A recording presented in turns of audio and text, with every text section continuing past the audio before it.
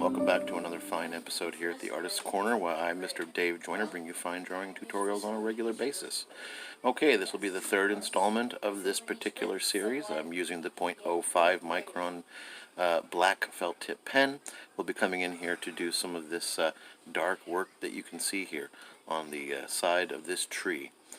Remember that we come in and we're just outlining the shadowed areas. We kind of are working on creating a texture to the tree, and we could even go in again and make another darker area and outline that as well if we wanted to. There will also be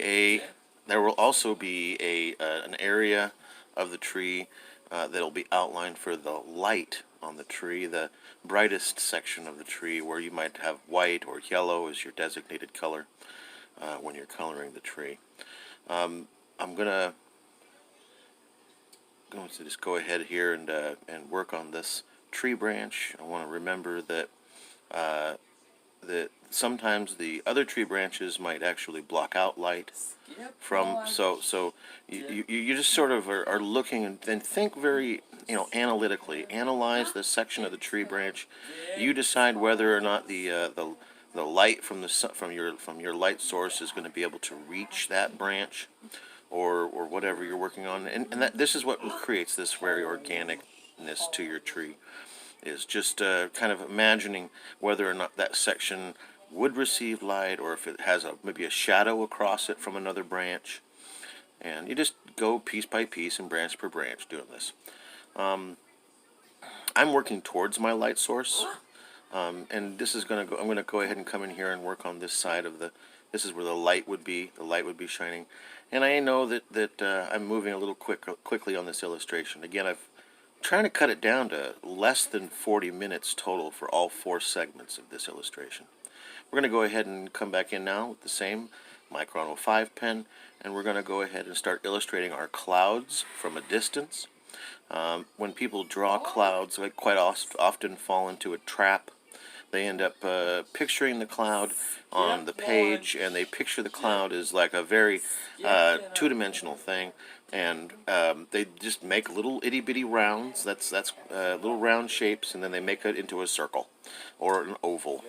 And that's really not what a cloud looks like. A cloud is more of a organic shape. It's just sort of spilling onto the sky. So we're going to zoom in here, and we're going to work on this cloud. This is the closest section of the cloud to your eye.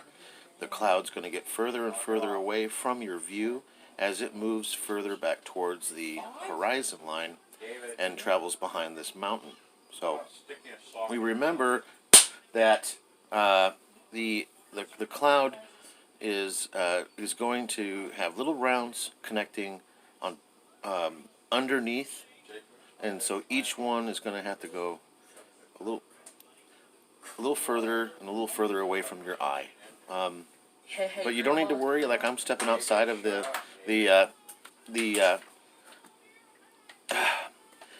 so we're going to go ahead and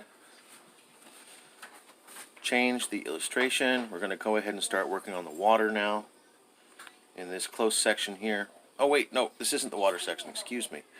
This is the mountain section. We're going to come in and we're going to go ahead and add. So these are actually little tiny trees on the mountain slopes from far distances.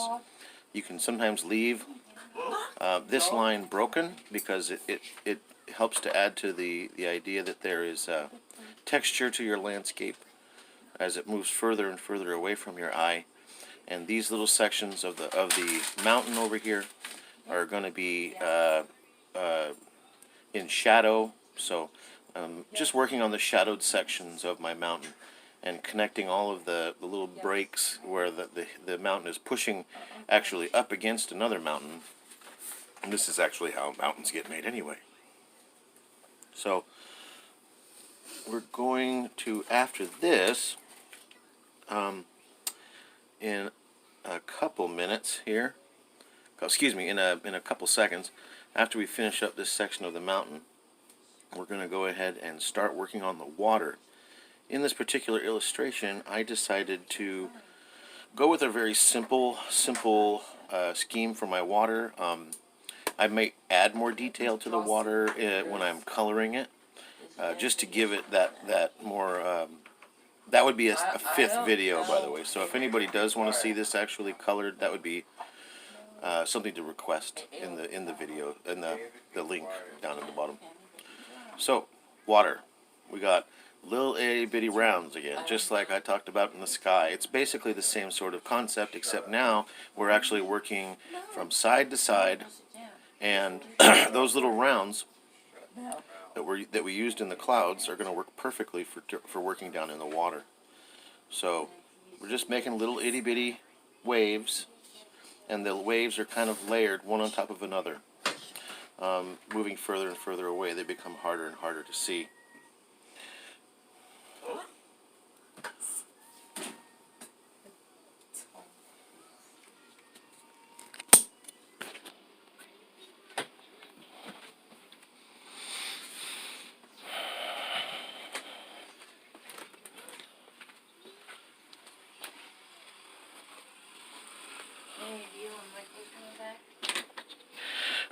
So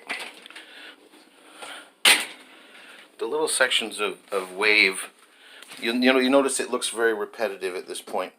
When it gets closer to you, the viewer, we can start introducing shadows into the water, and that can really change the dynamic and the look of those little itty bitty rounds. Also, you can kind of determine sometimes a light source in the water as well. But we're going to go ahead and move into doing the grass down in front of the illustration. And it's really important when you're doing long grass like this to bunch them together. I bunch them. We're going to go ahead and do a bunch there, and then we're going to bunch a group here, and to lay the grass behind other blades of grass. That's something that really adds a layer of realism to it. You can almost imagine that somebody pushed that grass over and was walking through that way. But we're bunching it. I'm putting the largest bunch closest to the viewer, but you can see down at the bottom there. Sorry about the camera. I forgot to edit that part out there. So down at the bottom of the grass where it meets the ground, you've got the closest group of blades. Yeah, I just having trouble with my camera focusing when I take my hand further away from the page.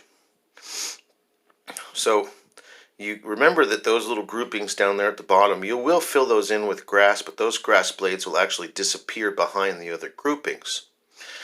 So the tops of the grass you see, the little areas inside those triangular sections at the bottom of the grass, you may not actually see inside of there because it's dark. That would be where the grass is actually blocking the light from reaching the ground.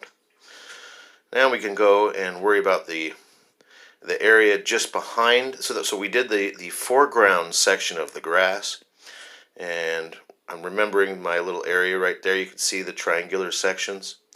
And now we're going to go ahead and work on the area that's almost like the mid-ground, the tops of the grass that you can't see the bottoms of. So they're in there, and they're further back. So remembering that grass is kind of angular and sharp, like little knives, little steak knives.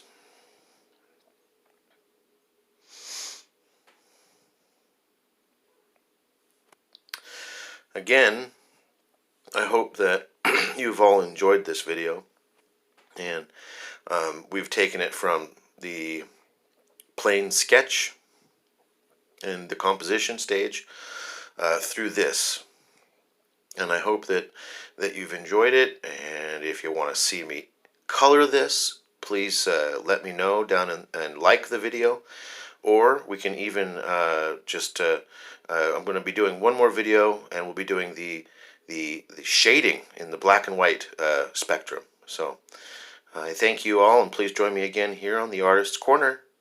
Have a good day.